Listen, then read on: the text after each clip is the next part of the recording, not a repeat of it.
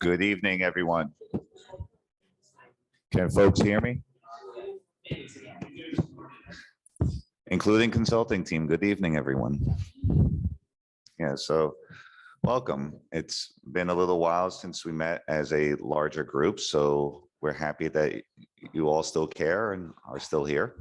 But, we just want, to say thank you for those who attended and particularly those who volunteered at the first public workshop for the first phase of the comprehensive plan back on April 25th.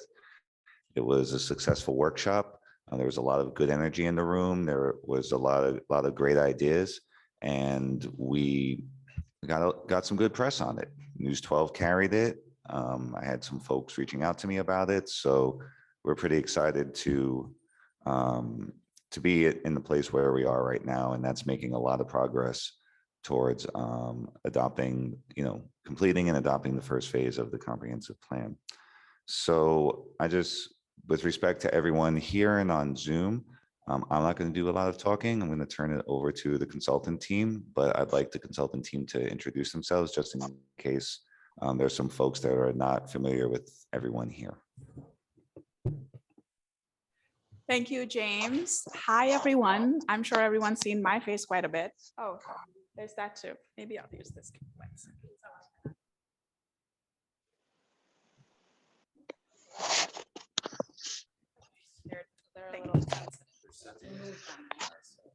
Hi, everyone. You've met me before. I'm Shachi Pandey, and I am a principal at Metropolitan Urban Design Workshop, or we call ourselves Mud Workshop as well. I'm joined by my consultants from AKRF and from Pattern for Progress. I'm going to ask Peter to introduce himself. Good evening, Peter Farrow. I'm with the environmental planning firm AKRF. Hey everybody, nice to see you again. Adam Bosch from Hudson Valley Pattern for Progress. Hi, I'm Evan Cardi. I'm also with Mud Workshop. So thank you, and we have a packed agenda today. As with our other workshops, we advisory committee working sessions. We're hoping that this session can also be a working session. So we want to start off with, if Catherine, you could please share the presentation. And welcome to everybody who is joining us from Zoom as well. We have to make sure that you also are engaged in the working sessions. We do have an online link that will allow you to engage when we get to that part. So what we want to do is spend about 15 minutes on reflecting, for reflections on the outreach. We're going to give you a quick overview of the community outreach as well as the advisory committee outreach and ask for your reflections on it. We're going to share with you some key findings. We had a digital survey that received over 375 responses, so it was very successful. I think that it reached more people who maybe couldn't make it in person, but were able to reach us through digitally. And then we're going to engage in a working session where what we want to do is confirm or add more information to what we've heard from the community workshops and thus far. We also have the beginnings of what the design and planning direction should be for downtown revitalization. And this is the first draft. So we would love to work out details of how this can be further, address the nuances of the places where it'll be implemented, or how else it can be, detailed out. And then we'll do a report back. We are an intimate group today, small group. So I think report back should should go a little faster. And then we'll leave you with next steps. And hopefully we'll see each other again in about a month's time. So we'll start with that. And I'm going to start really quickly with the community and city agency outreach. Thus far, we've conducted this, the city planning and community development has actually taken the lead on it. Conducted 9 community conversations, 1 business roundtable, and we consultants, we did a number of interviews with the city agency leads. We're continuing to speak with them as we work on our existing conditions and findings. And we've done a community-wide comprehensive plan survey, which, as I mentioned, has received close to 400 responses, and a public workshop, which had approximately 100 people in attendance, or a few less than that, approximately that amount.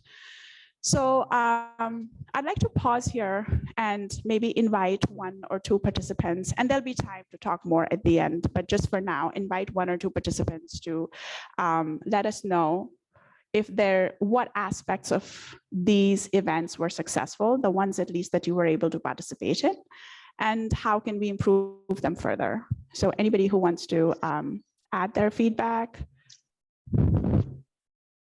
Anybody in the room or on Zoom?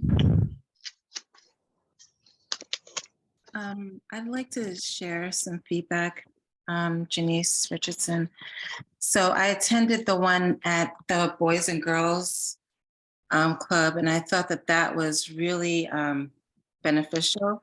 I mostly enjoyed the active participating factor, right, where we were able to kind of, and community members were able to mark down in the various sectors their feedback, their thoughts and things that they wanted to have done.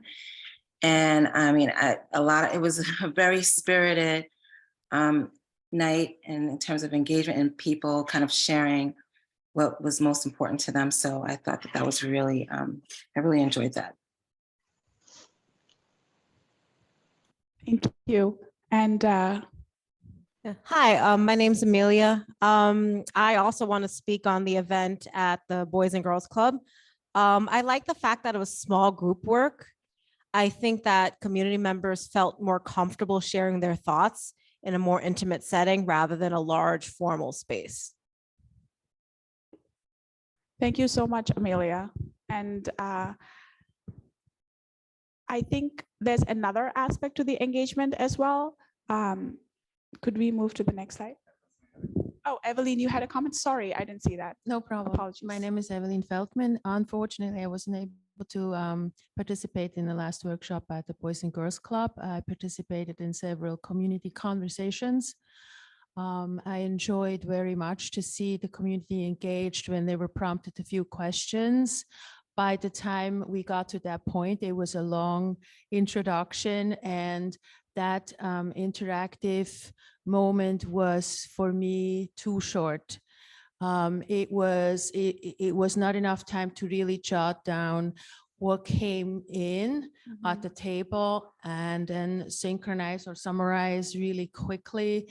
Was for me a rushed, and I would have loved to see a bit more time to really siphon out those important goals and priorities the community wants to see. Thank you, Evelyn. That's really important. May I ask, is this did you say you were not at the Boys and Girls Club, not the workshop? You're talking about the conversations. Okay, understood. Yeah, thank you so much. Anyone else? Axel and then.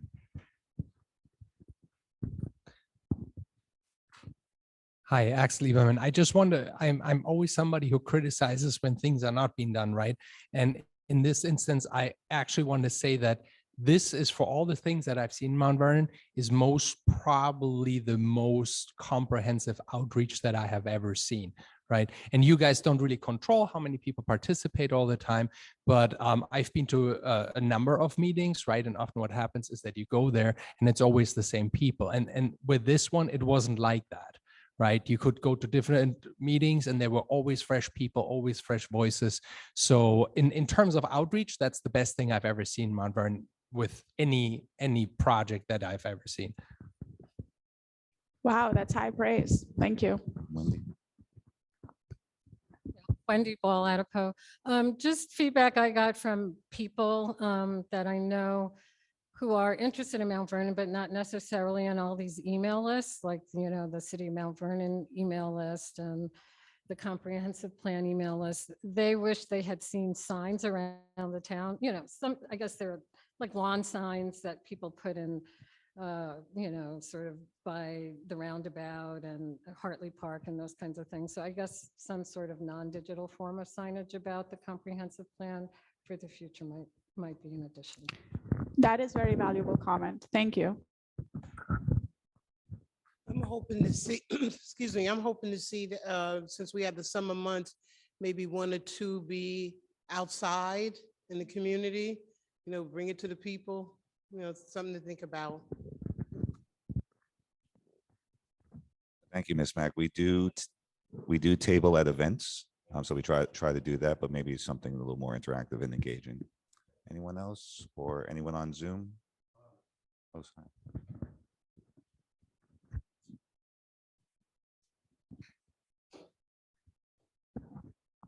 Thank you, Talbert Thomas. I think the business roundtable, I wanted just to mention the one that was done at the Double Door. I thought targeting the population was, that particular population was extremely important. Although there was an absence of some people I think should be there. And this is one of the things I wanted to say. Outreach is one thing. You know, we do mass outreach. But there are people in this town that are movers and shakers. They happen to sometimes be the clinchers to determine the direction in which projects go. I would think it would be prudent to see that they be identified. I don't know what that process would be, but I think they have to be identified. I know I've made a couple of outreaches to some of the individuals from our financial community, and they didn't seem to know about the comprehensive plan. So that upset me. I subsequently, you know, sent that information to somebody on the team. And then the other piece was the school system. We talked about that, I think, when we were over at maybe the Dole Center. But this being the situation, they recently had a candidates forum. There were 10 members there. 3 of them knew about the comprehensive plan. The other 7 only vaguely heard of it. And that's a big financial population. A lot of money goes into the school system. And these were potential trustees. Some of them current trustees. So I think that has to be targeted also. They have to be engaged and involved in the process. Thank you. Just a couple of responses to that. With Business Roundtable, we agree. We wanted to be able to do more outreach. We did, you know, pretty decent amount of outreach. We understand certain dynamics take place there that certain people didn't show up. In regards to, there were 3 things, I can only remember 2. In terms of the schools, we've been trying to do a better job of getting into the schools, and we've worked with some folks and internally the Youth Bureau, but also Recreation, of the best way to get in there. And so definitely for the second phase, we're going to be doing a more direct active engagement with youth, going into the schools themselves. But third thing is we're actually putting together another roundtable before the second public workshop for the real estate community. So, you know, developers, brokers, landlords, you know, just trying to cover, because at the end of the day, those are the folks who this plan is trying to push in a direction to develop the way that the community wants. Hi, we have a growing Hispanic Latino community here, and there was a noticeable dearth of their participation. I think everything so far. I think we've got to develop some kind of method to do significant outreach, identify key leaders, and get more people involved. So we're working on that in the sense of, we did have a community conversation in Spanish. It was the same day as the Portuguese. one, but the church that we held it at decided, didn't tell us it was the same day as communion, first communion. And so the entire community was literally next door at first communion. I walked into the church, the entire church turned around, and I'm like, this is where everyone in the neighborhood is today. And so we're working on rescheduling that. And that's one reason why outreach has been a little difficult, is just it was a scheduling conflict. And, we're trying to do our best to be a little more clear and transparent in terms of our schedules, so Spanish speaking community can be involved. And we've been doing that since that event did not take place. Okay, so one person on Zoom and then Chair Justina. Yeah, this is Rabbi Morris Barzilai.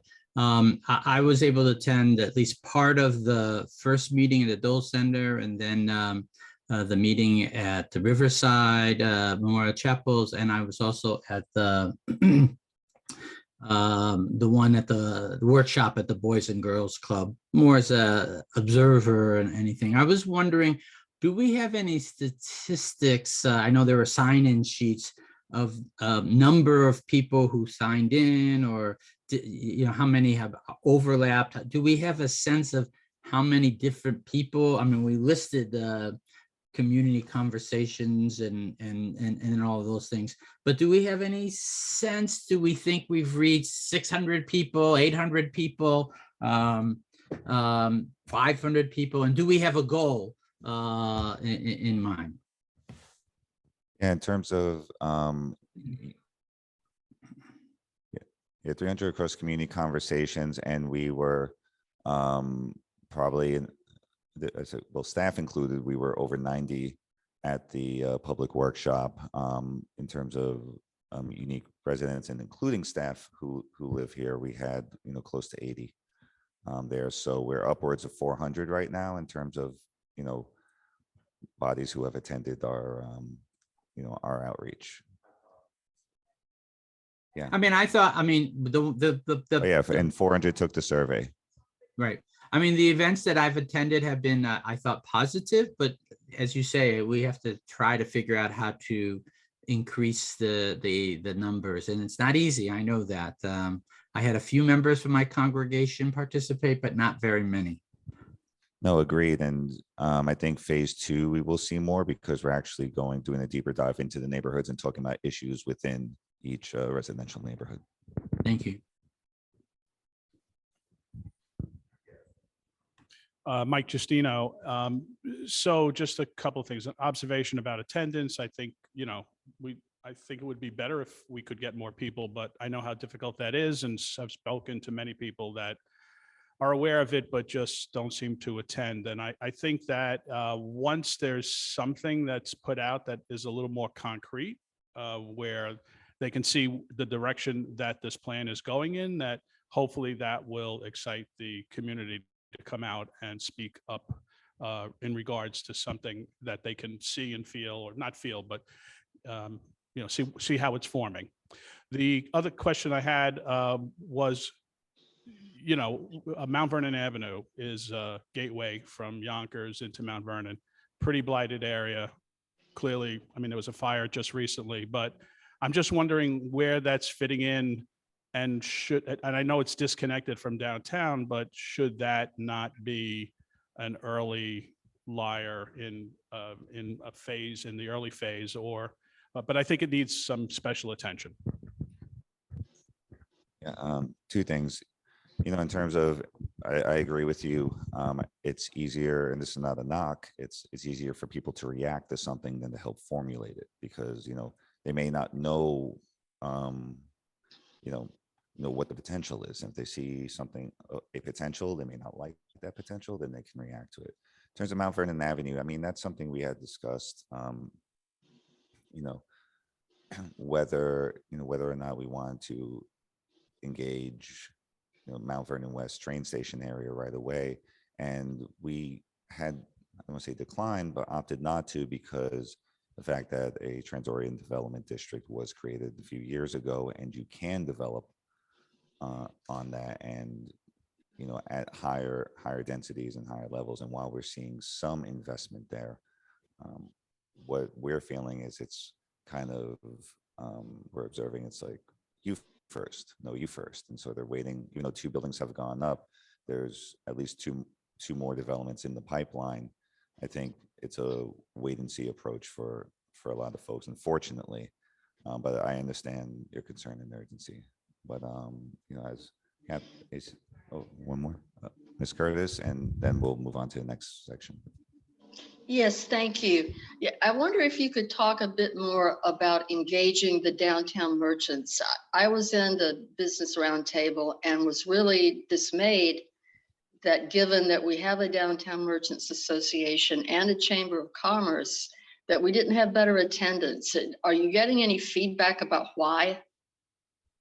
As I mentioned, so a lot of the outreach, was done by City Council, and we did some outreach, and we asked our Economic Development Director and IDA to help with that outreach. I saying without going into it, certain dynamics that I'm not really privy to impacted attendance. And so, we saw it as an opportunity to bring different and sometimes disparate groups and interests together. And, some of the RSVPs that we had just simply did not show. And we have not heard why since. And we've asked our business side staff to reach out, and they haven't really heard anything. But we're happy to, we're open to strategies and suggestions. So please share if anyone has better relationships with those communities. Thank you. Okay, thank you, everyone. This is very useful. We will have time for more feedback later.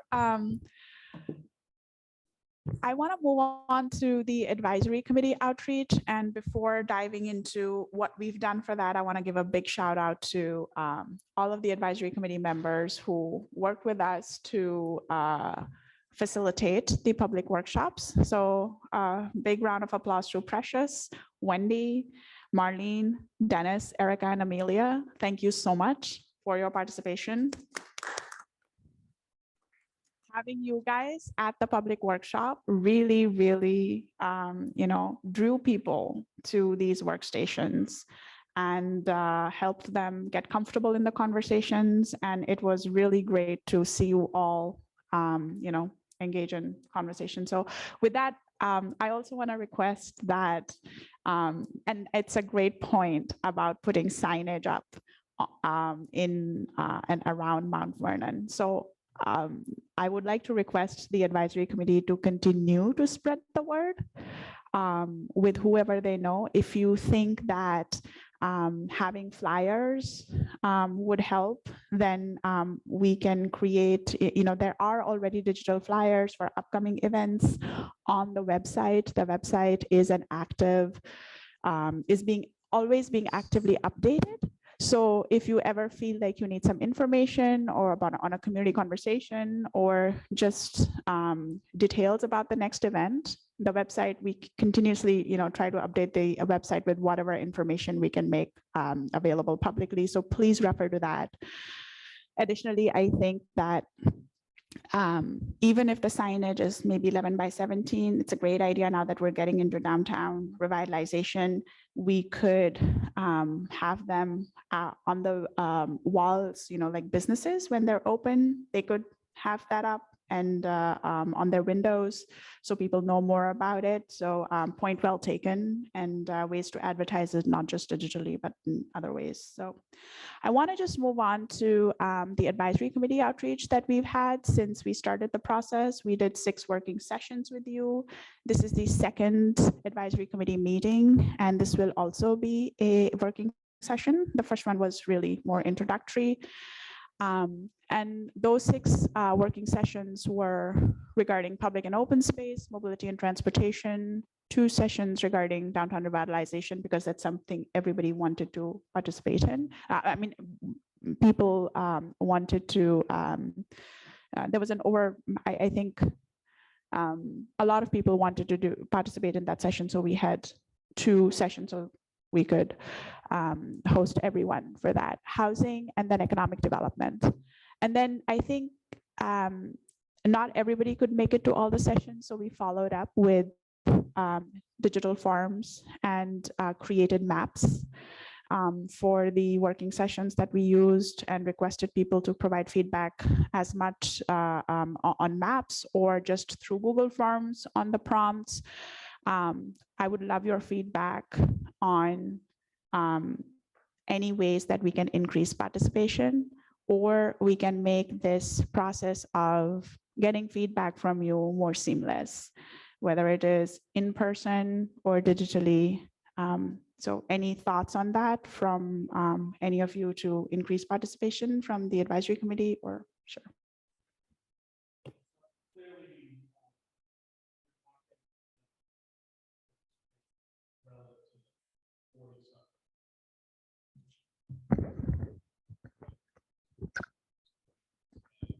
Request to report back if they're coming or not. I think it requires somebody getting on the phone and calling each individual at the next. Sorry. Yeah. It's just one of those things, right? People, the squeaky wheel gets the grease, and you got to be a squeaky wheel. Otherwise, they're not going to participate. And just be the harbinger of doom, because I've been on a couple of these boards and committees, right? And there are always people who are on the list and never show up once throughout the entire process. Please kick him off the list, right? If you're only on the list and you never participate once, of course, ask them why they can't. Maybe they have a health issue. I understand that, right? But if it's literally just people who do it because it's chic to have that title and they're never here, kick him out, right? Because it's really not productive. At the same time, also be open for new advisory members, because it's an evolving process and we should be able to take people who are just waking up on board.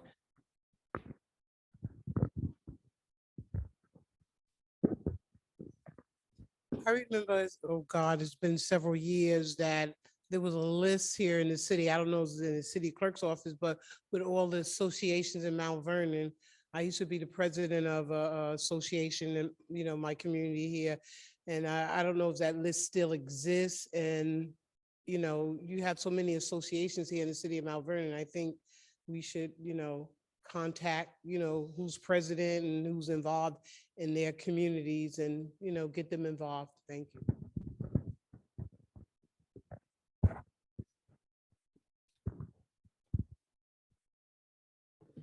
Well, thank you for that, and for that idea of keeping this group that is going to shift and change and evolve as the process evolves. So that's a thought that we can go back and think about more. So I want to take 15 minutes to just go over the key findings. I'll rush through them. Because we want to spend most of the time on the working sessions. Evelyn, I think that is the most important, as Evelyn mentioned, that is the most exciting part. Please do note that we will be around. So if we don't, stop on the slides for long enough, you do have the handouts for these slides that speak to the issues and priorities that we heard both during the community conversations and then how people added or built on it during the public workshop. So we'll be around to talk in greater detail about it. So starting with parks and open spaces, I think generally people do feel, everybody felt that there is a lack of green spaces. There are a lot of hardscape spaces, but green spaces are really lacking, and that does contribute heavily to the heat island effect in downtown. And the other thing that was really critical, I'm not going to go with each point. Another issue that was really critical was that these green spaces, parks where they exist, are not really connected with each other or places that people frequent on even the streets that lead to them. And this was reinforced during the community workshop. So the parks that are there are really hard to access, not only from the point of view of physical access, but accessibility accessibility also point of view of that they're not necessarily very well maintained, and that they need to they generally need like more maintenance, they need more programming, and the community needs to feel safe being there. A big priority that people saw was that in the downtown, and I'll focus in the downtown today, in the downtown, that there are several vacant or underused sites, and that they could be used in the interim as public spaces. Maybe they cannot be turned into parks, or they cannot be softened from a hard surface, but at least they can be used for interim uses, such as community gardens with farming beds, or just other plaza type open space uses. So if you go to the next slide, that was built on the other thing that people prioritized was that we need a greater variety of recreational open spaces, things like skate parks, exercise courses, trails, and tracks.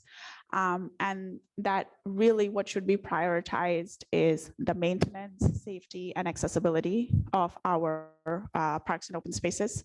And that can be done by more street trees, adding lighting, adding public restrooms, and also making them safer by adding cameras where possible. So we did note that too.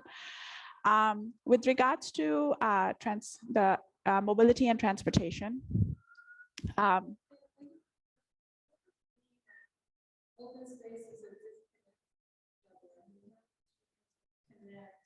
one open space. So one of that's a great question, and we'll come to that. But just to give you an overview, so Hartley Park.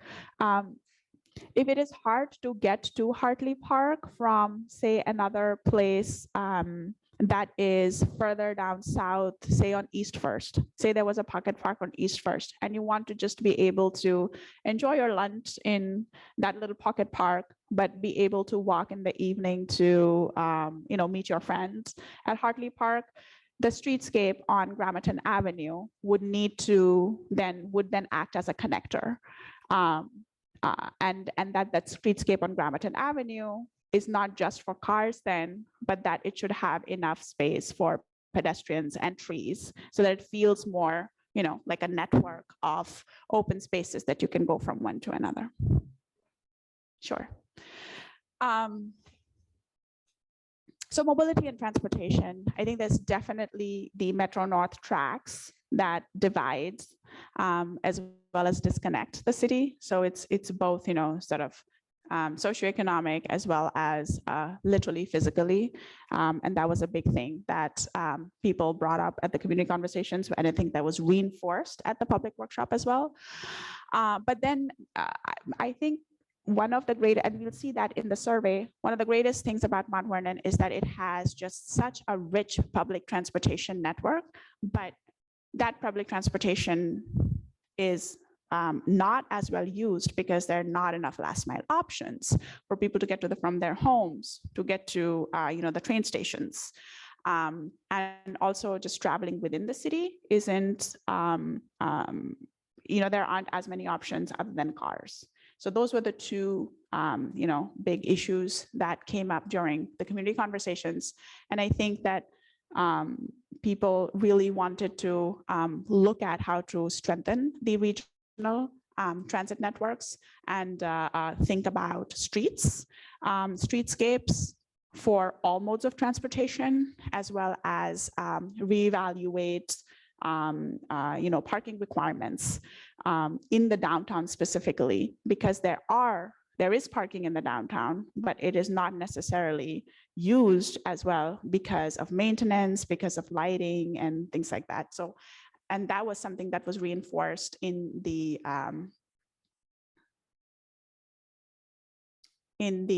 public workshops. Issues specific to downtown were unsafe sidewalk conditions, and people had to rely on the vehicle streetlights to because there was not enough lighting. And similarly for the parking garages, they're poorly lit and underutilized, and that's one of the reasons that they're unsafe and underutilized. And there's not enough measures for traffic calming. And the priorities being, again, looking at micromobility options and to strengthen the use of public transportation and to make it more accessible. And one very clear thing was that South 4th Street and Gramerton Avenue, to the extent that they can be pedestrianized or prioritized for pedestrians, that should be looked at. South 4th Avenue and Gramerton Avenue. Sorry if I said streets. There are streets, they're going east-west, and then, yeah, north-south streets. Thank you.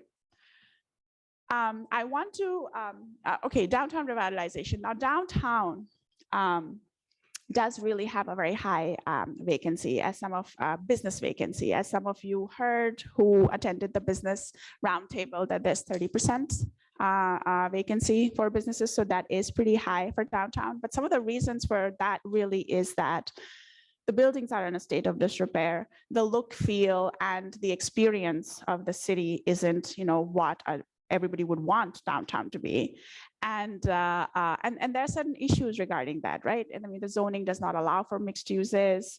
So there's like non-conforming uses. There isn't necessarily the businesses who want to locate here may not necessarily know about the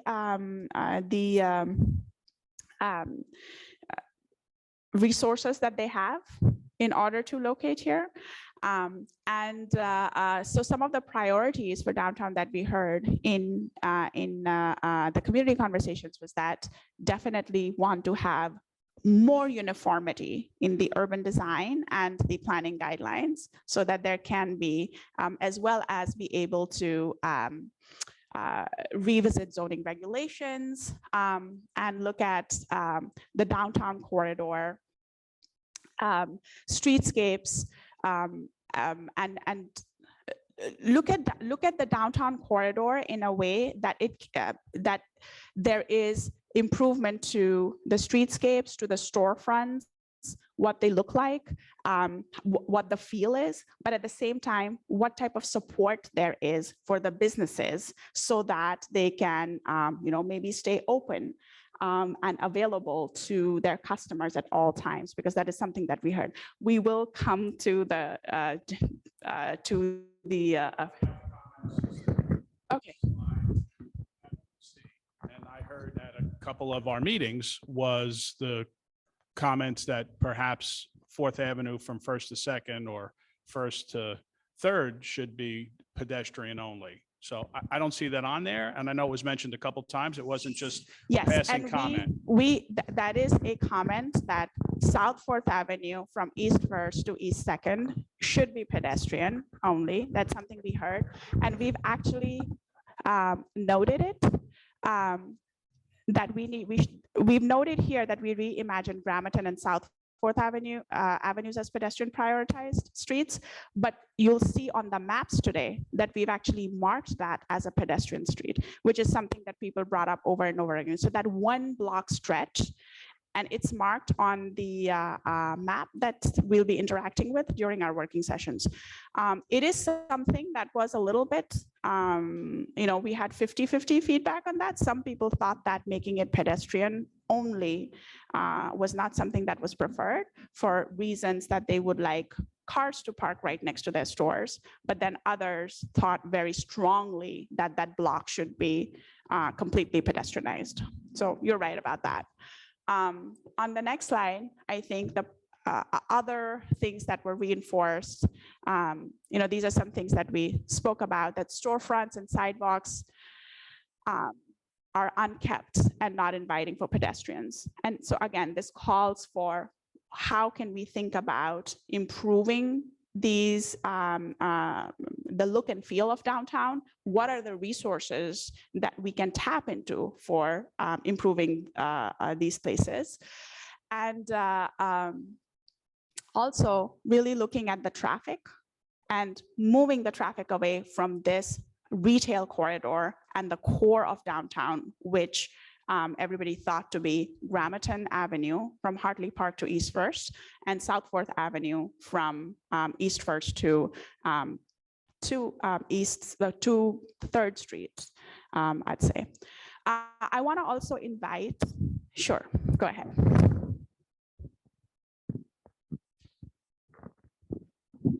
I just need to point out that on these lists, something that I have heard in the conversations is folks did not like to go to continue with high rises. And I don't see any of that here about keeping the high rises in check.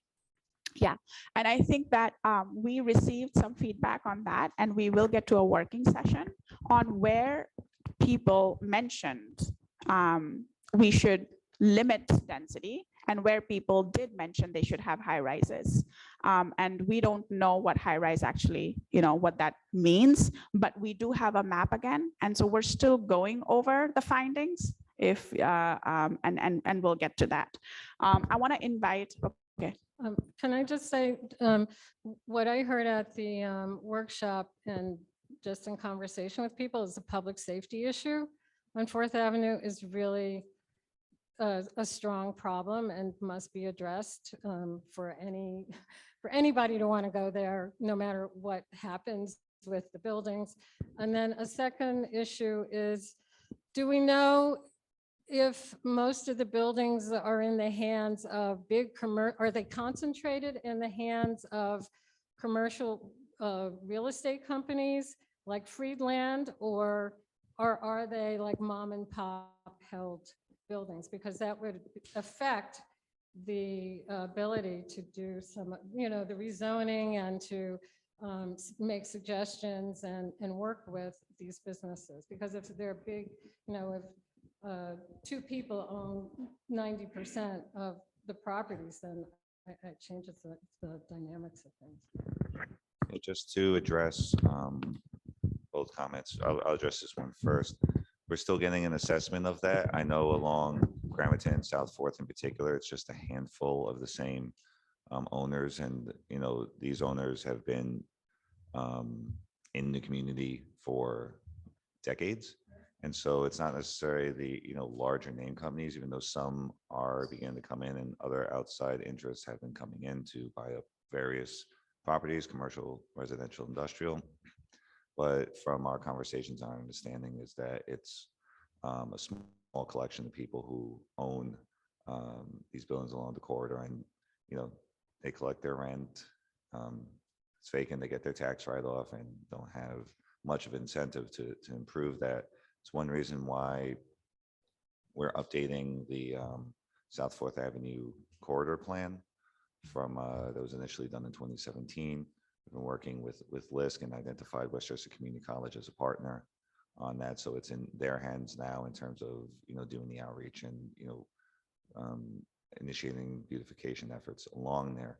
In terms of the density issue, we definitely heard a lot on that. And, not New Rochelle, like we heard that, we got it. And just to be transparent, just because, there will be some density increases. But we're looking to concentrate that in as, confined as an area as possible. There's a number, for example, parking lots and parking garages. The state of our parking garages, we heard we want, better and more municipal parking, which was something we thought was interesting as opposed to residential specific parking. There should be more municipal parking. And so in order to do that, it would require, public-private partnership, which means a certain level of density, but it's not something that we're looking to spread throughout the city, which is we would want to concentrate that on maybe a dozen parcels downtown. But we heard, throughout the rest of the city on major corridors, just like 8 stories seem to be the sweet spot maximum. And so, it'll be, we're using that as a guidepost more or less, just kind of like whether 6 stories, 9 stories, 8 stories is the guidepost for, aside from those dozen or so parcels that we're discussing as, should be the limit. I want to invite Adam to give us an overview, hopefully a quick overview of the I speak so fast. Get ready. of housing and business and economy. Thanks. So businesses and economy, I mean, some of the things we'd heard up till now is shorter business life cycles after the shift toward online retail. Clearly, online retail is changing sort of the face of what's in a lot of our downtowns across the region, and Mount Vernon's not immune from that.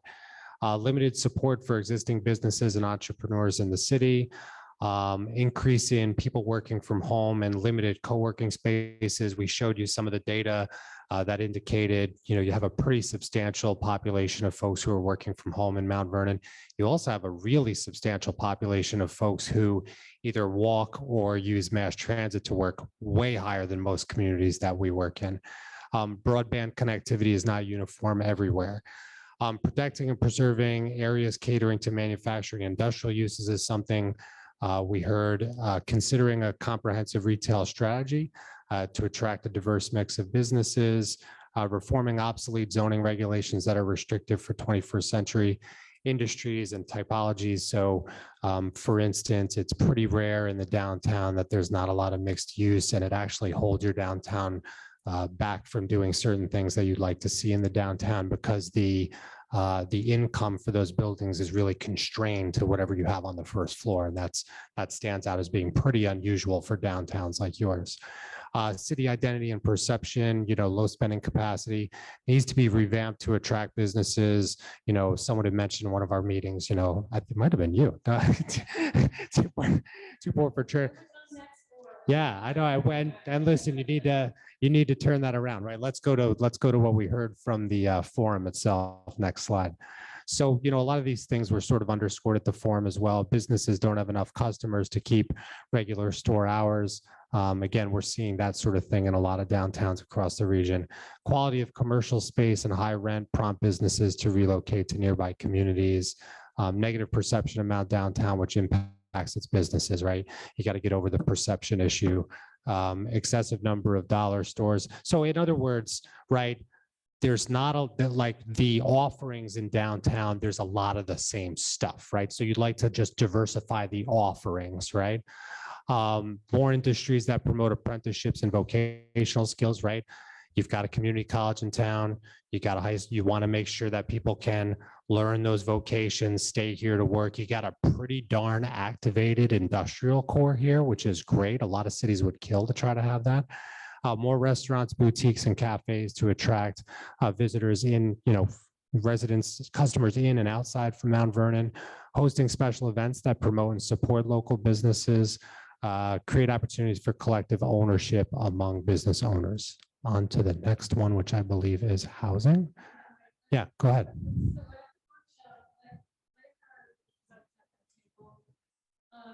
Everyone wanted more upscale.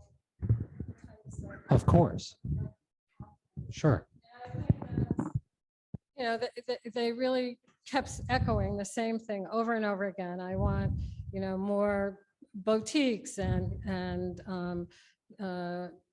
pop-up stores and creative community being reflected here, like bring in the creators or makers and, make them a focal point of revival. And I think that creates a tension because people want things where they can spend their disposable income for people who have disposable income. And then that's a conflict with this whole business of affordable housing, because if you just have a population that can barely afford their rent, then they're not going to be able to go to these boutiques and, all these, upscale restaurants and things that people want to see. So there's a big tension here. The other thing is, I didn't hear one person at the public workshop say they wanted a cannabis business. And I know that's been a push from certain quarters in the community, but no one said that. All right, I'm not going to weigh in on the cannabis question, but what I will weigh in on is the connectivity between housing affordability, and downtown health, right? And we see this across the region, that the places that have housing for mixed income, in other words, housing for the full spectrum of people, tend to have more activity in the downtown. Because don't forget, you need some of that housing for the lower income workers because those are the people who are going to be staffing a lot of these places. So you need them to live in the city, be able to get there by walking. And of course, you need the housing for the people who are middle income and higher income because you want them to spend the bucks there to keep those places open. So as you look at these strategies, you got to look at making sure that the zoning and the strategies related to zoning code for housing encouraged mixed income because you want the full spectrum of people living in your city because they all contribute in an important way, right? And then when it comes to the economy,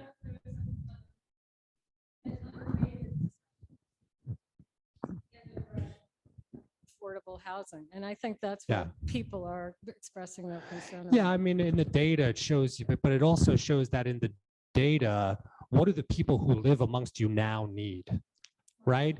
And it's that, to a large degree, but you also, I mean, I've heard this desire when we had the housing meeting that you'd like to attract some folks who have a wider variety of incomes as well. So you got to account for that in your thinking and ultimately in your codes. That's important. The other thing when it comes to down to business is, listen, I've been doing in the background with my team, a lot of interviews with, city agencies, business owners here, experts elsewhere and talking about strategies.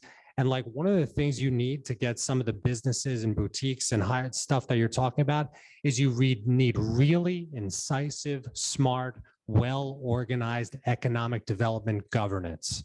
And you're not there yet, okay? But part of our job is to plot a path for you to get there, right? And that's an important part of our job. But we need to start by recognizing we ain't there yet, right? So how do we get there? And that's an important part of what my team is tackling is what are the strategies that have been employed elsewhere to get you to where you want to go? And on what scale and what shape do they look like to help Mount Vernon the way it wants to move, right? So that's an important part of the mix, okay? Yes, sir.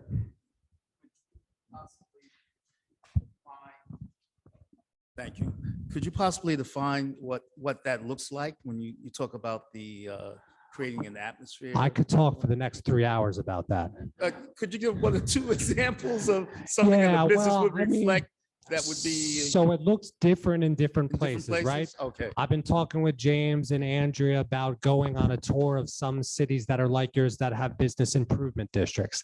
That's not saying you should have one, but you should certainly go tour some and understand what did they look like 25 years ago when they were where you are now? How did that help change the tide there, right? You got lots that are vacant and owned by the city. There are some places that have done really smart RFEIs, RFQs to get those lots back activated. How did they do it? How did they structure those? What did they look like? What did they attract by doing those things, right? There are places that are not just doing shovel ready and otherwise doing GEIS work to make sites shovel ready for certain types of projects that would be pre-approved there, but they're combining shovel ready with a kind of gimmicky thing called pilot ready. And you combine shovel ready with pilot ready and boom, that injects like rocket fuel into the market to build stuff there that you want, right? So like the strategies are kind of limitless. The question is, which of them are right for Mount Vernon and at what scale, right? And that's sort of the work that we're picking away at bit by bit as we work our way through the project and get deeper into the details of it. One of the things that we're going to do, right, Adam, by June 13th, which is the next advisory committee meeting, is be able to bring some of these precedents to you, both in terms of, and discuss it a little bit more in terms of what did those communities do to get to where they are at today, and which of those strategies are applicable to the context of Mount Vernon, both economic strategies as well as urban design strategies. So Adam, do you want to take it away for housing? And then we should move to the working session. Again, I'm going to read fast. Listen, the data show, right? Rent burden is severe. We talked about what that means. If you're paying more than 30% of your income, you're burdened. If you're paying more than 50% of your income, you're severely burdened. Half or more of your population fits into one of those categories. So again, to your point, that disposable income, the proportion of that income is low for a lot of your folks, and that's important to understand. High maintenance costs of co-ops that were recently converted from rent stabilized status are unaffordable. New development relies on already overburdened infrastructure. Listen, we know the issues that you are all in the midst of solving with the sewer collection system. I don't think, frankly, we've talked enough about that. That's an important first step to anything you do here in the city. Add more residential units in downtown, right? We know that residential and commercial mixes feed off of each other in important ways. Homeowners need support and funding in maintaining their homes, right? We got to, as we do in many urban cores across the Hudson Valley, an older housing stock that needs some love. Support aging in place and help existing residents stay in their homes, improve building permits and approval turnaround times.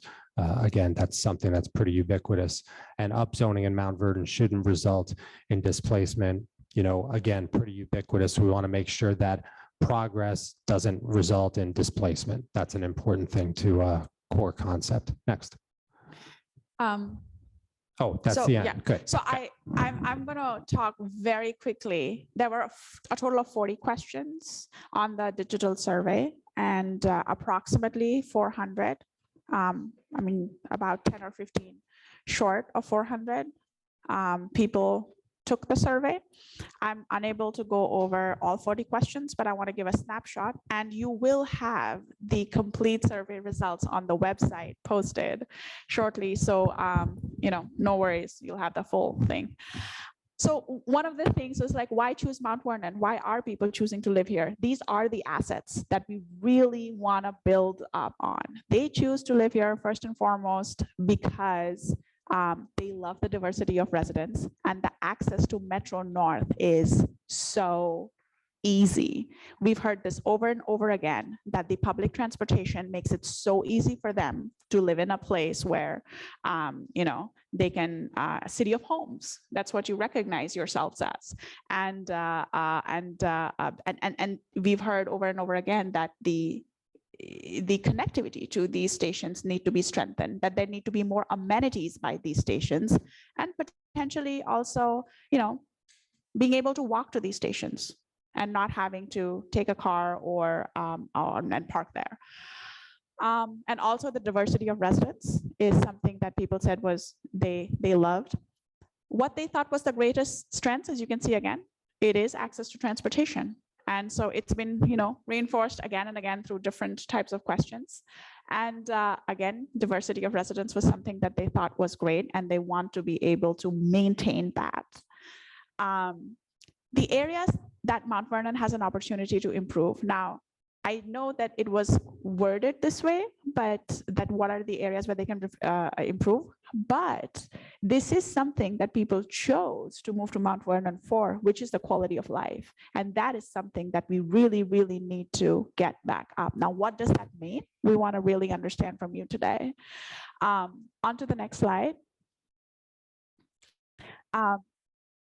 This, we termed it Mount Vernon's vision.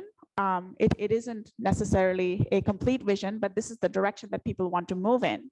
They want to see more, as some of you mentioned, more high-end activities, as you mentioned, right? Like more sort of boutique activities, like cultural resources, music and entertainment, and street festivals and street fairs. That's the type of things that we, want to see active and downtown. And the types of businesses that they would like to see there is like more restaurants, more family entertainment, and retail shops other than nail and hair salons. And some of the things that can, other amenities that can be added or improved on, cultural amenities, farmers market. They think that, people do think that lots of farmers market and again, street festivals and street fairs are something that they would like to see a lot more of. On the next slide. So, and then the highest priority for the entire city, I do want to point out here, and I think it's a great decision that planning and community development has taken to dive into this first phase of the comprehensive plan and focus on the downtown, because downtown revitalization is the top priority that people have reported. The one that you see in the teal color right there, revitalized downtown, it's like over 60% of the people mentioned that they would like to see that. And And public safety is a close next. You're absolutely right. 50% public safety. And I think both go hand in hand, both. And the type of businesses that they like to see there, opportunities, that should be encouraged by new development. So the things that people would like to see if new development were to happen in downtown are more restaurants and coffee shops, more much better streetscape and public realm improvements. That is definitely, a big thing, and more cultural facilities. And we'll talk about that a little bit more. As what are the ways in which we can attract that, right? And then, so that was just a brief overview of why people love Mount Vernon and where they would like to take it. What we want to do today is get into the working session and talk a little bit more about what we've heard and where do we go from here? What do we do with this information, as well as, some of the data collection and the interviews that we're doing now. So we have 2 working sessions. Actually, it's one working session. And I want to request everybody to take, excuse me, 15 minutes of their time to give us feedback on the place-based feedback, which has to do with mobility and streets, because that was a big thing. Where should streetscape improvements be? What streets should be prioritized as pedestrian streets? What streets should be prioritized as multimodal streets? Now, there are some of these things that we discussed during the community workshop. We have brought in some of those images that we had on board at the community workshops for here as well, so just to kind of give you a reminder of what we mean by the terms that we are talking about. The second thing, which I think is really important to everyone, is where should density be concentrated? Where should we limit it? And where should we control it? And I want to ask Peter to jump in. He's helping us with the zoning recommendations. And a third thing we want to talk about is people did mention, and as you were mentioning, people did mention that downtown boundaries should be expanded in some cases, but in other cases, the downtown boundary should actually be reduced. So we've noted where people mentioned that expansions should go and where downtown boundaries should be cut off. Some people also thought that downtown should be just limited between on the one block east and west of Ramerton Avenue and South 4th Avenue, between one block to the south of East First and 2 blocks to the north of East First. So that was a pretty limited boundary that you see in blue. But what we would love for you to do is spend 10-15 minutes on these 3 boards and talk to us, as well as use notes to either confirm some of these things that we heard, or talk to us and say what is not going to, that's not necessarily something that you may have heard from other people, or how we can refine this a little bit more, right?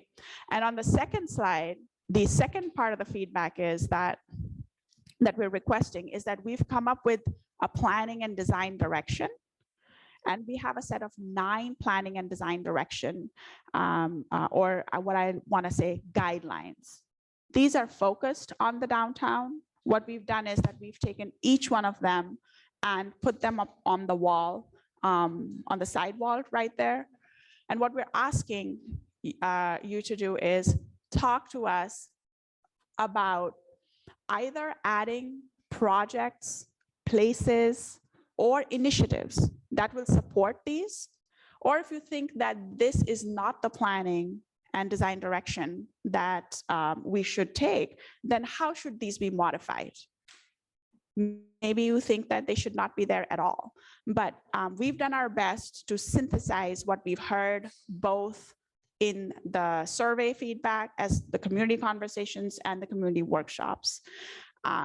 And there's still time for us to relook at them before we then dive into, starting to chart out what the draft recommendations might be for downtown revitalization.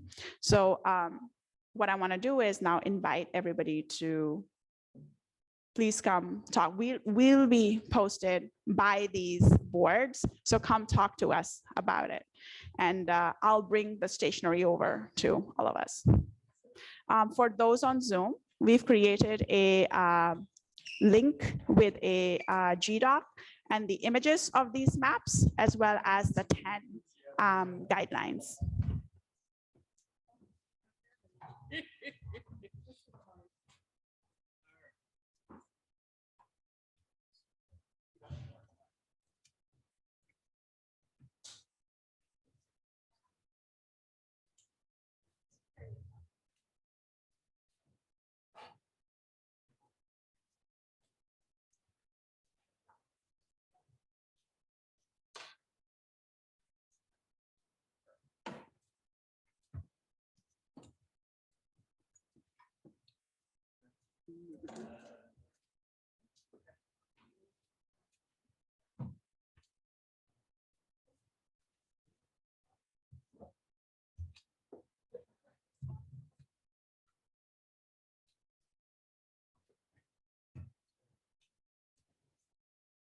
It's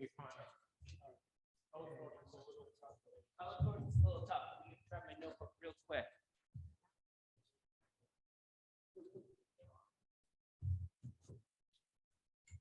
Hey, Evan, would you mind handing me my notebook right there?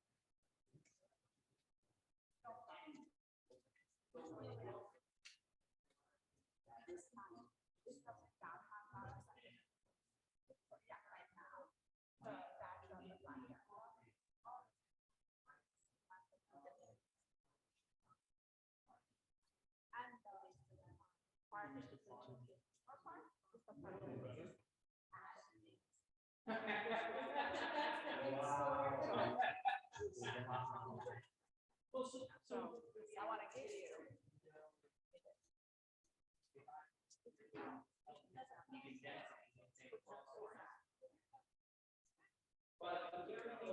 And this is something.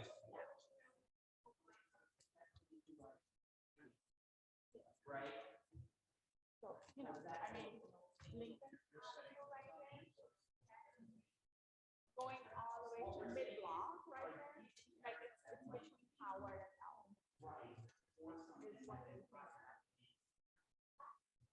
But they want to get this. And then take it. Take this. I what is it? That's what they were. And then this. Right. And that part of the parking lot, that's part of the downtown. Oh, this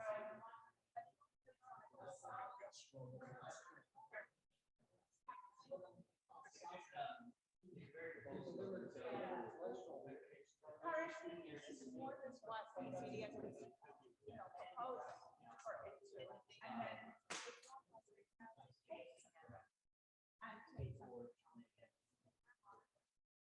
But people don't think that, like, nothing stops me.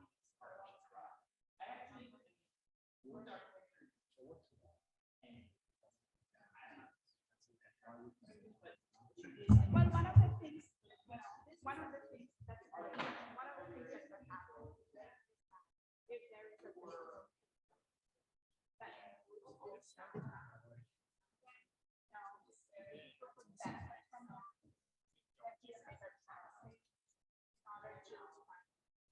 And then downtown would probably, it's also the adjective. Instead of limiting some parameters, the identity were,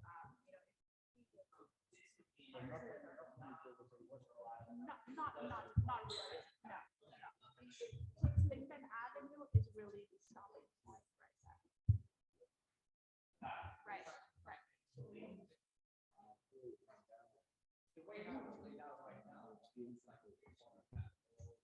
Yes, it's definitely the entrance.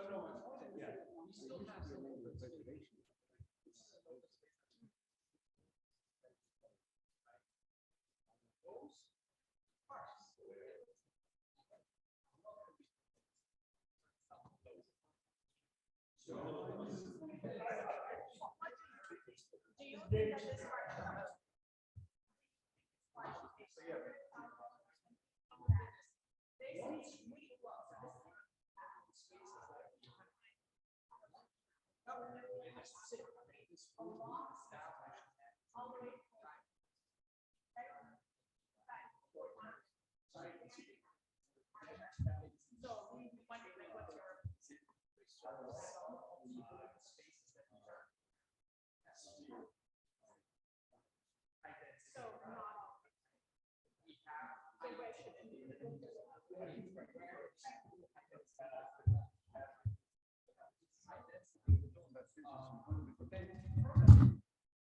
right, right.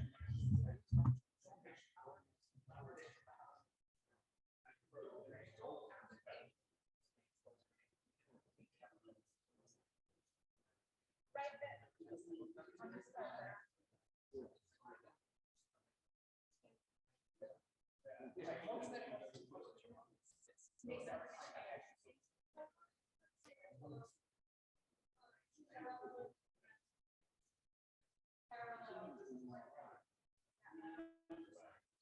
And that's what it was. But I think that goes hand in hand with the density conversation.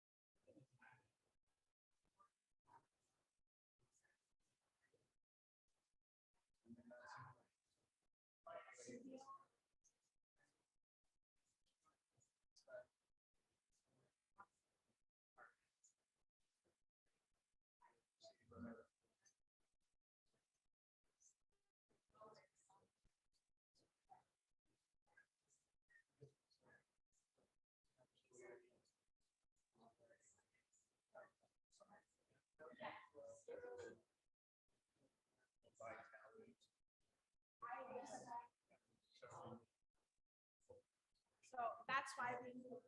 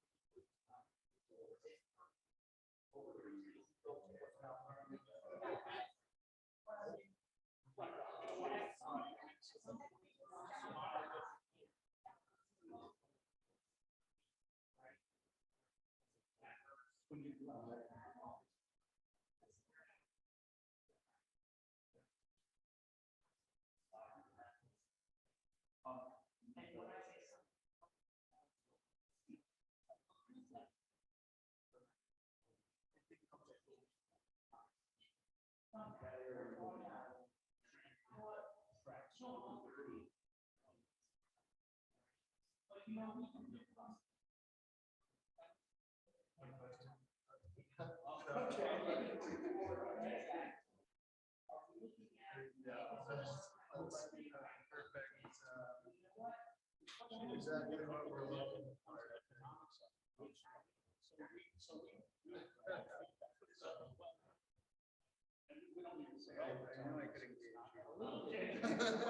need their expertise, but we don't need their telling us a story so that we give them what we want. No, I mean,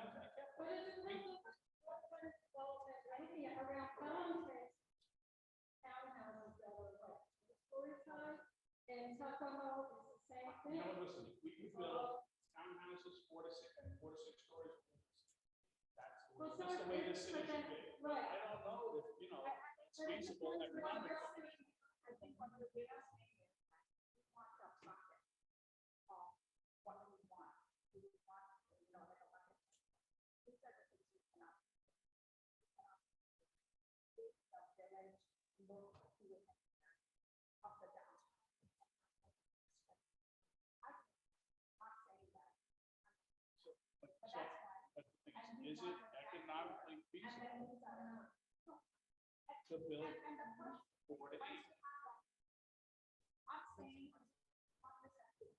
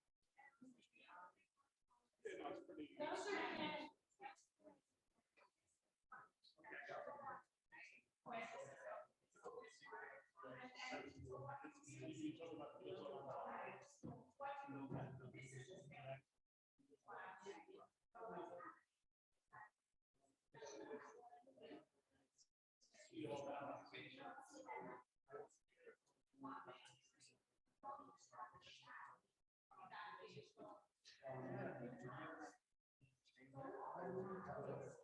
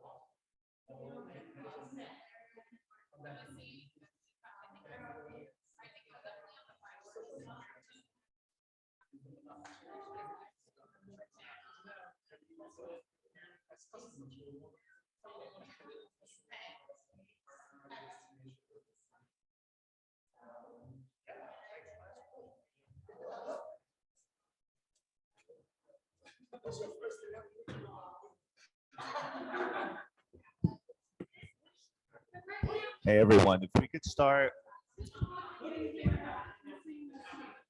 Everyone, if we could start wrapping up, we're actually losing people on Zoom right now. So.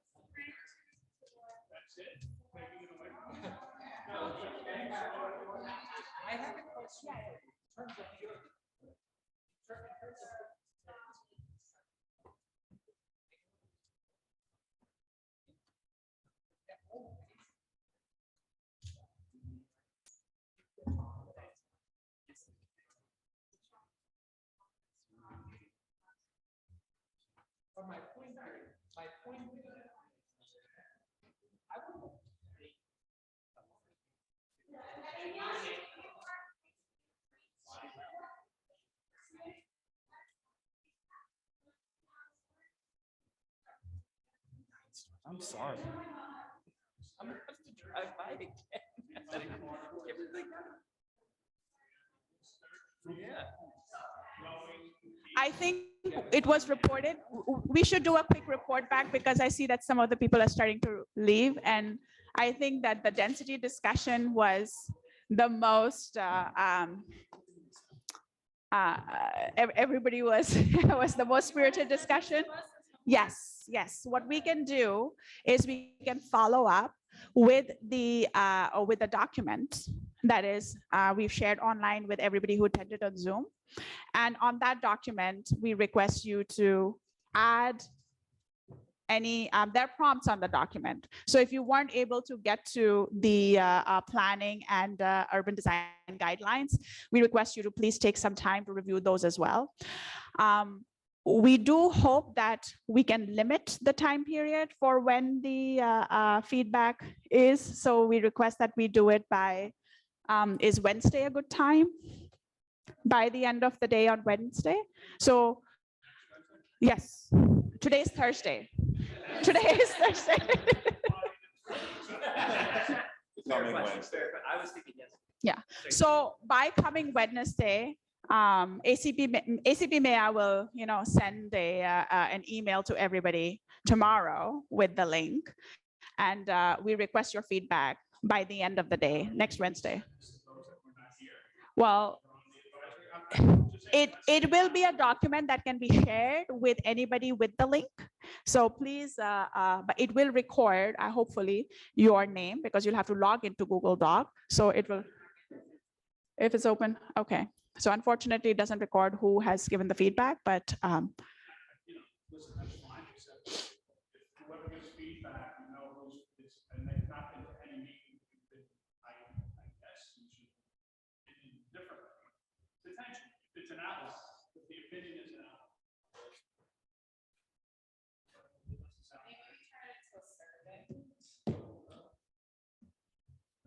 Yeah, that's gonna be tough because this is a little not an yes, no, not a multiple choice question type of a thing, but it's more nuanced than that.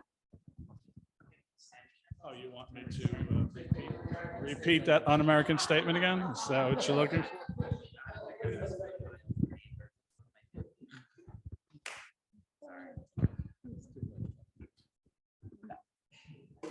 All right, so, okay, so, yeah, you want me to repeat it? I was just asking whether this questionnaire was going out to everyone who is on the advisory committee, knowing that there is a handful of us or more, but not quite the full complement attending.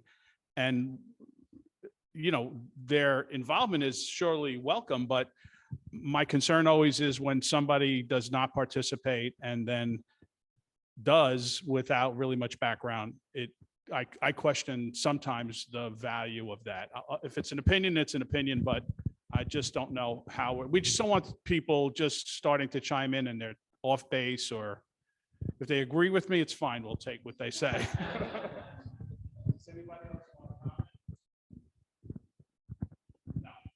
Anyone want to do any report back on what we had, on the discussion we had? Say that again? Anybody want to report back on the discussion we had? Just a really quick. Well, I thought it was a very lively discussion, and I think it lays out some things that allow us to really give some feedback on at this point. Because now there's some hard information there that we can speak to. And the question is the density question as to, you know, highlighting these different areas, marking some as higher density than others. And you have like 4 different categories. I think we have to, as a group now, decide how tall might those areas be? What height of building can we ultimately put on it? So that's what you're looking for in this feedback, is to look at this map, and along the railroad tracks is where the higher density looks like it should be permitted, and how high should that be, as opposed to how high should it be down 4th Avenue? How high should it be, you know, down Gramerton? And there's like 4 areas that, yeah, I think everybody should weigh in on. Right. And where it should start and stop Stop. and feather, right? Right. Because there are very clearly defined Districts. yeah. And- So help us with that. Yeah, and so one other thing which we talked about when we looked at that, it's like, we can't just take that whole block area and say it's 14 stories. You know, we talked about green space and the need for some green space within even those high-rise areas. We can't just put up high-rise and not put any kind of open space.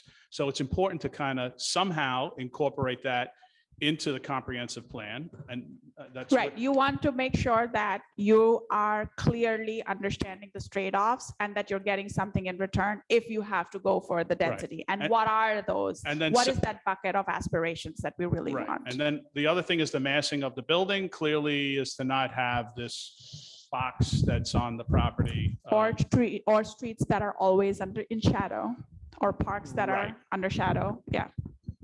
And so just for everybody, I just want to state here that what we noted here, as you said, concentrating higher density along the tracks, maintaining Gramerton Avenue and South 4th Avenue as a village feel, village character and feel, and not going higher than 4 stories, with the corners being high 4 stories just to frame the corners for better pedestrian experiences.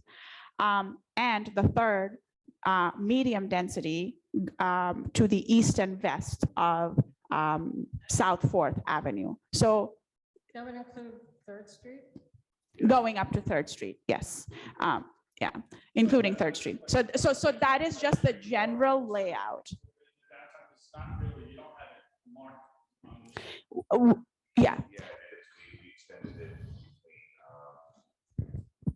We had extended from the initial just hugging 3rd, 4th, and 5th Avenues to going from Fulton to 6th. So, Yeah, I do want everybody to please also pay attention to the downtown boundary. There is another exercise that we did at the community workshop, and we've added to the downtown boundary where it should be expanded. There is a significant portion of Lincoln Avenue that people requested be included, and that Hartley Park be included, but that everything south of East Third Street be cut off. So we would also like you to consider where the downtown boundary starts, where it stops, and then look at the, density Yeah. recommendations. Yes, and that Yeah. is already drawn, and you will get it in yeah, your, it's, that is drawn, so and you'll that's a get it in question. your package. well, one second. You know, just show of hands, just, do you consider Lincoln Avenue part of downtown? And yes, east, so Hartley Park going west. And Yes, going stopping towards the bef- curve, so bit- we're like- stopping we're halfway like- before Elm Street. Johnny's Pizzeria, Can you please- Padamina's, Can you please those put the places. downtown So- boundary up? That's a different, okay.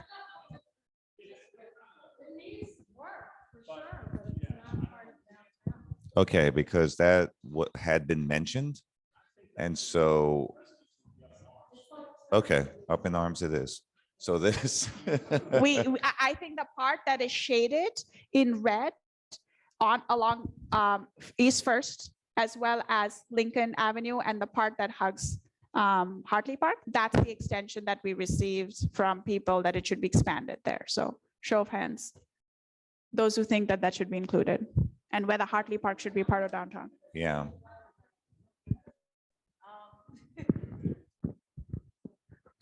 How specific can we be? Because Lincoln Avenue by the traffic circle, like immediately at the traffic circle, does feel like it's part of that network around Hartley Park. And if Hartley Park is part of the downtown, then it makes logical sense that at least 2 blocks west of Gramerton are part of the downtown. So I would include, I think like the pizzeria. I wouldn't go as far as like where the Portuguese restaurants start, the Brazilian, sorry. Yeah, but I would say maybe 2 blocks west of Hartley. okay, got it. And I think we are going to be including these maps in the in your digital package. So feel free to comment on it. Okay, we do need to wrap up, but Talbot had a comment. Yeah, I just want to ask quickly. Is there anyone from that neighborhood that has been living there that has had input on this? Do they consider themselves, if they are identifiable, whether they feel like they're a part of that downtown area? Because I think one thing that you're going to have to address is that part of Mount Vernon is, to some extent, a community of neighborhoods. And there are some neighborhoods that are not necessarily communities. They don't have that added piece. They're geographically defined, but they're not operating on the engagement scope here. And we're talking about places that people live and, you know, they have an identity. They're not necessarily engaged with the municipality the way we would want them. But I think we should find out whether or not there's a community that has a voice on how they see themselves from that area. That's Okay, thank you. So what, okay, quickly, because we need to wrap up. So do design guidelines also fit into this, scalability issue? Because we were talking about it's Yes. how things are done, not just.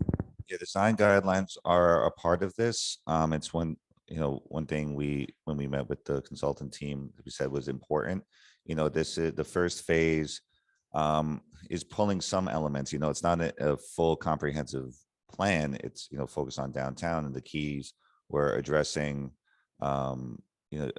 addressing zoning and density, but also streetscape and aesthetics, to create, just a certain sense of liveliness while respecting the character of the existing character of downtown, because, you have a lot of Art Deco buildings, some of the original buildings here. And so that was a major piece of,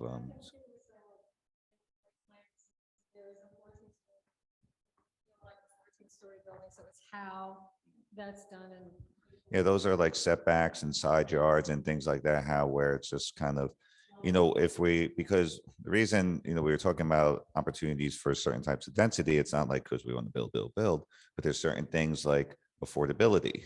And, in order to gain more affordability, I know that we don't want to become, just Westchester's answer to affordable housing. But at the same time, if you build all market rate 15 years from now, folks are gonna be like, well, why is a studio $4,000? It was like, because we did not plan to address, where the market could go and did not look to preserve, but also things like addressing like open space and the rail cut and other infrastructure issues. Sometimes, you need a little, some parcels to be able to help address those things and fund that, because, decking over the rail cut is never going to happen like without, certain public-private partnership investment.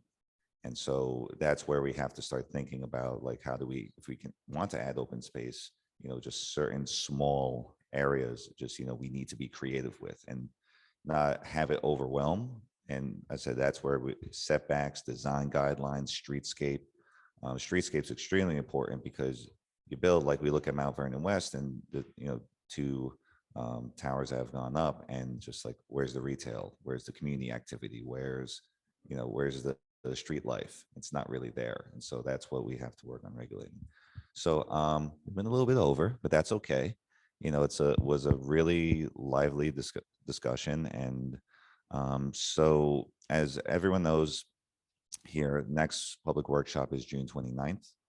We're working on a business roundtable, a real estate roundtable that will happen in June. And in terms of the Spanish community conversation, the mayor is restarting her town halls. And so we're trying to tack that on to a town hall, but that's in progress. We're trying to make the logistics work with that. Our next meeting is June 13th, which is a Tuesday at 6 p.m. So yes, as an advisory committee meeting. So June 13th at 6 p.m. Yes, correct. Amelia? We won't punish you. We promise not to punish you. Or if you can do it via Zoom, like other folks have, we still have 6 people left participating. So that's, you can participate that way. The 13th, which is Tuesday, June 13th. So, okay, well, thank you, everyone. Thanks for staying. Thanks to everyone on Zoom for your patience while everyone was working.